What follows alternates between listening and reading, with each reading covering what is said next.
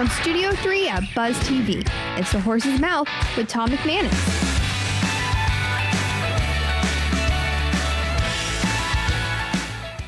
All right, time for Game Face with Coach Campo, brought to you by our friends at Foodies Care here on The Horse's Mouth, at my bar, of course, at Tommy Max. This time around, we got a couple coaches here. Coach Mike Mularkey is here, former Gator great and NFL head coach, along with Coach Dave Campo, who is my good friend. He's always on the show. We love having him. We're going to talk a little history today, a little spices, and a little sales. So let's get into it with the panel. First up, Mike Stowers is here from Satiriwa Trading Company. How are you, my friend? Good, man. Welcome to the show. Thank you. What a great thing. I mean, you're just telling me briefly about the Satiriwa tribe that was here in Northeast Florida. Yeah, their main headquarters is right here in San Marcos. No kidding. Yeah, there are 40 different chiefdoms all up and down the river. Okay. So I named the company after that because I thought they needed a little love. Yeah, absolutely. Great history, to let people know about.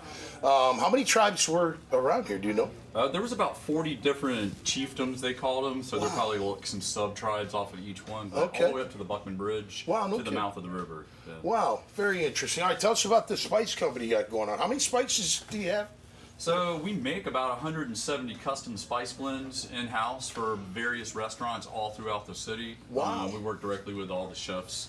Okay. But we also sell all the straight spices like vanilla and saffron and granulated garlic and black pepper. Okay.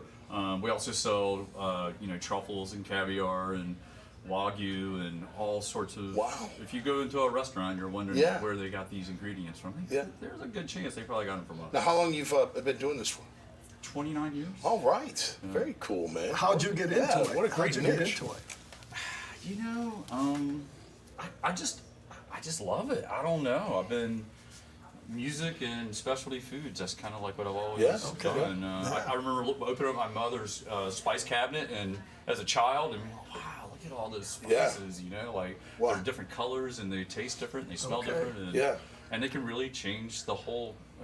Complexity. A lot of trial and error, I'd imagine. Yeah, exactly. Right? We've all messed up Yeah, stuff. try this. Try something else. It's terrible. Yeah, right. Yeah. With all those spices, man, you better not have ADD with that. You got to keep it all together. I'd be like, what did I put in there? Which is probably another reason. Throwing a bunch of chunks in there, right? What's in there, Tom? I have no idea. But let's call it this. I'm sure the best chefs did that at one time. Oh, I'm sure. Changing, checking things They probably out. made somebody else taste it. They're like, hey, come here, taste this. Yeah. That's what my wife does. On the show, man. Thank you so What were you going to say? Go ahead. I said that's what my wife does. She has me try it first. Yeah. What do you think of this? Oh, honey, it's great. Sure.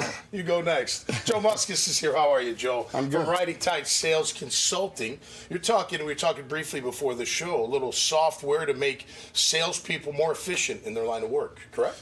Yeah, really, it's about putting a process in place for small and mid-sized businesses. So a lot of times they're too busy, in the business that they don't work on a repeatable process in place. And a lot of times they start, and that owner or CEO has all that knowledge in their head, and they don't transfer it down. So it's really making sure that they got a strong process in place, really understand what they bring to the market, right?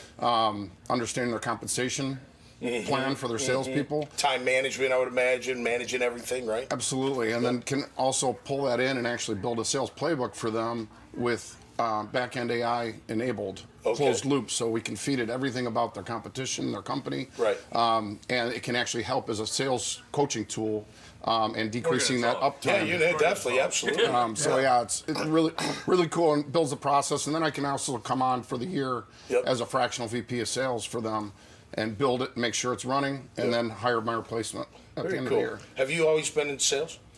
30 years. Are you a salesman? 30 years, sales and sales. Well, I guess even longer than that because I was a bartender in college. So. There you go.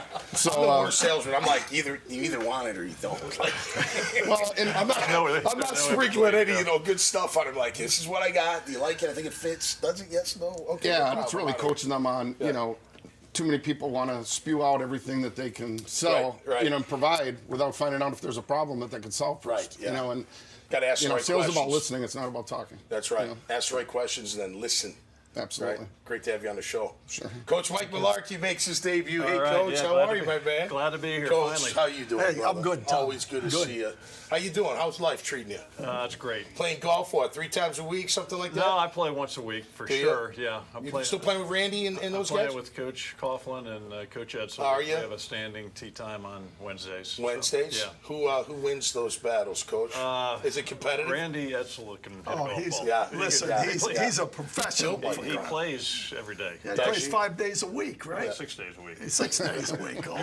Yeah, his vacations are planned on when the course is closed. Yeah. I mean, that's- Where are you originally from, Mike? I'm from Fort Lauderdale. You are from Lauderdale. Of Yeah. course, you went to Florida. Right. When did you, other than coaching in Jacksonville, when did you discover Jacksonville? I kind of knew about it. My son was a scout with the Jaguars. Okay. I was up in Atlanta with the Falcons. Yep. And then when we would take a break, we would come down, stay in Ponte Vedra, visit my son. So I knew the area pretty well. Absolutely. The beaches probly Yeah. is the best way to say it. All right, what's the favorite part of coaching in the NFL? What would you say if I... It's the competition. If there's anything I miss, it's the competition. You Yep. know, whether you're a position coach going against, I was a tight ends coach going against Right. the linebackers or coordinator. Yep. Offense versus defense, or as a head You coach. were tight end yourself, weren't you? I played tight end. Yeah, I went to Florida as a quarterback. You'd be a pain in the ass to get off a block. My gosh, dang, can you imagine this guy coming out the block? I as a tight end? went to Florida as a quarterback. I went one morning practice in the afternoon. Coach Pell was walking me to the practice field. He goes, we could sure use some tight ends. I'm like, I must have thrown the worst patent. Couple ducks. Quack, quack. I didn't even make it a day as a quarterback here, so it worked out pretty well. Absolutely, it sure did. How long did you coach for, Mike? I coached Overall? 25 years. 25 years. Congratulations. This is coaching royalty. Yeah. I mean, he was a Oh, head yeah. coach in the National Football League, 3 different teams Yeah, now. no, I know. Yeah, I very I mean, blessed. not a lot of people can say that. That's absolutely. What was your favorite team to coach? I enjoyed. I was with the Steelers for. Yeah. I was a coordinator with the Yeah, Steelers. yeah. I grew up a Steelers fan. I played for the Steelers. Yeah. I played for Coach Knoll, and then have the opportunity to come back and coach with Coach Cower for 8 years. Oh, nice. Yeah. Okay. It was, it's a team. Yeah, I don't know great why teams. I followed them as a kid in Fort Lauderdale, but it was, Okay, so since you brought that up, and Coach, you chime in too. How does this organization like the Steelers maintain that standard? How do they? the ownership. It's ownership. Yes. I mean, So it's all. Is that? I've been around a lot of owners. I was around a lot of original owners. Okay. I mean, playing 9 years, I was with the Vikings, original owners. Went to the Steelers, original owners, and then Wow. even my first job in Tampa was the original. I mean, a lot of midway is when I started getting into some of the other owners, but Yeah. really the original owners were just a different. So they set the tone. They set the tone. Every great organization, the owner sets the tone. I'd say. Yep. Yes. I can see that. Plus, the other thing I think is with the ownership is that they're patient. They're patient with the Right. people that are in the organization. And sometimes, especially in this day and age, Yep. patience is not a virtue. Well, I mean, with a, 3 coaches, right? Head coaches in the Steelers history, right? Right. Yep. I mean, I know a lot of Steeler fans kind of, I don't know if you guys are Steeler fans, but they harp on Tomlin because he doesn't win the big, enough. But he's at 500 every year. That's so hard to do in the National He's never had a Football. losing season. He's never had 17 years. That's That's unbelievable. incredible. That is incredible. And he keeps the standard. I love when he talks. He's like, hey, there's a standard. And it goes for business, too. You got a standard in your business. You Accountability. got a standard, right? Yeah. This is it. This is how we do it. You either do it or you don't. Yeah. No, it And if is. you don't, smell you later. Yeah. We'll find somebody else that will. Little old school approach. By the way, have you guys seen the polls out? Grading. It seems so I don't know. If you're complaining that much about the stuff going, why isn't it out already? Why do we have to do this poll? You know what I mean? And the Jags, I'm sorry, the Miller Electric Center is absolutely spectacular. They got nothing to bitch about at all. No, I saw a shot at training camp this year. That's the training academy, the Miller Electric. Yeah, that's where they train. I'm sorry, that's where they have all their training facilities. It's unbelievable. It is. It's Yeah, spectacular. and I was talking to Shad, and he, of course, said, boy, you guys have a tremendous facility in Dallas, with everything they do there. And I said, listen, this place you have right here doesn't take a back seat to anybody. No doubt. Definitely. You know, they have done them. Come a long way. Now you gotta win. Now you gotta absolutely. win and the long When I was here, you were here. Our walkthroughs in the lounge at the stadium. Absolutely, no question. Do you guys have a favorite athlete? Any athletes that inspire you? It's Game Face with Coach Campo, so I do ask that question. You got an athlete today that maybe kind of a trendsetter? What sports do you like? You like any kind of sports? It's okay, you don't have to.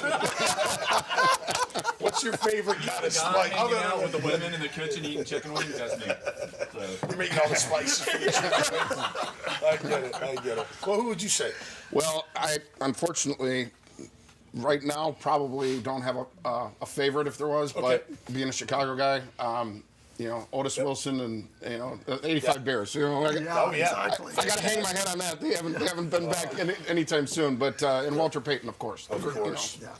I was a sophomore in high school when the Bears won the Super Bowl, and it was spectacular. Yeah. Absolutely. Coach, how about you? You got an athlete of today or yesterday or anytime? I was a big Walter Payton fan. And Jack Lambert, just toughness and, just no. Only like 215 pounds, right? But what a menace he was. Yeah. No, he was my style of player that I liked. Yeah.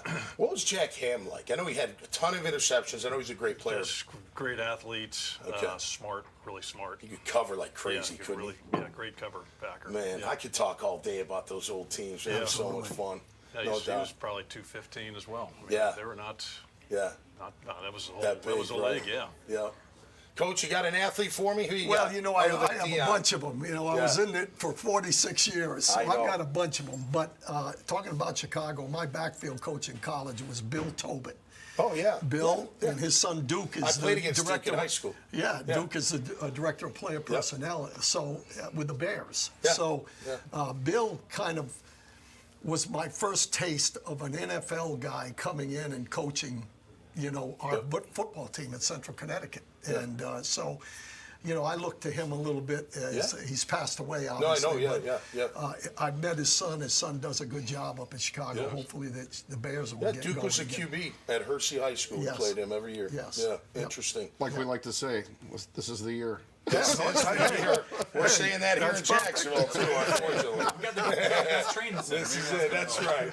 You retain it well, don't you, Mike? All right, guys, thanks so much for being here. Really appreciate it. Make sure you check out all their profiles, this conversation, and so many others. Always a good time here at my bar. So until next time, stay safe out there and be cool.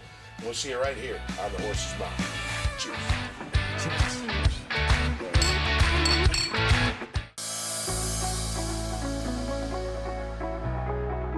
Foodies Care is a nonprofit organization here started in Jacksonville, Florida. Our mission is to support other nonprofits realize and carry out their missions. We're trying to simplify that process to have a local body that's here on the ground and says, listen, we're going to work with you, we're going to partner with you, we're going to give you the resources that you need to be able to do the work that is needed in this community.